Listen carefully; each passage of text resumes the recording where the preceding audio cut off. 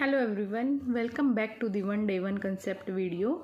Today we will discuss the norm reference testing and criteria reference testing. Norm reference testing क्या होती है? जब हम स्टूडेंट की परफॉर्मेंस उसके ग्रुप के साथ कंपेयर करते हैं, मींस जो उसके पीयर स्टूडेंट्स हैं उनके साथ कंपेयर करते हैं, उसको हम बोलते हैं norm reference testing. For example, जब हम स्टूडेंट्स की क्लास में एक दूसरे स्टूडेंट को कंपेयर करते हैं, मतलब स्टूडेंट ए को स्टूडेंट बी के साथ कंपेयर करते हैं कि स्टूडेंट ए के 75% मार्क्स हैं और स्टूडेंट बी के 60% मार्क्स हैं, तो इसको हम बोलते हैं नॉर्म रेफरेंस टेस्टिंग. उसके बाद आती है हमारी criteria reference testing. Criteria reference testing क्या होता है? जब हम स्टूडेंट को किसी प्री डिटरमाइंड स्टैंडर्ड के अगेंस्ट कंपेयर करते हैं, उसको हम बोलते हैं क्राइटेरिया रेफरेंस टेस्टिंग.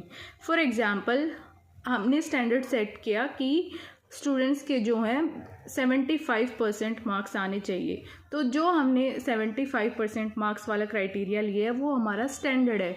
अब जिस स्टूडेंट के 75% मार्क्स नहीं हैं या जिसके 75 है और जिसके 75 अबव है, हम स्टूडेंट को उन मार्क के बेसिस पे कंपेयर करेंगे, मतलब मार्क्स के साथ कंपेयर करेंगे, तो उसको हम बोलते हैं क्राइटेरिया बेस्ड रेफरेंसिंग.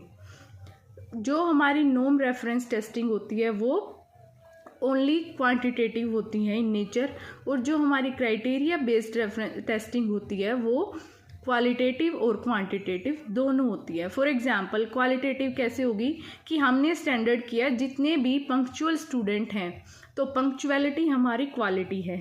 लेकिन नॉर्म रेफरेंस में हम सिर्फ क्वांटिटेटिव मेजर कर सकते हैं. फॉर एग्जांपल कि स्टूडेंट ए के 60% मार्क्स है, स्टूडेंट बी के 75 हैं, तो जो परसेंटेज है हमारी वो क्वांटिटेटिव टर्म है. This was the basic difference between norm reference testing and criteria reference testing.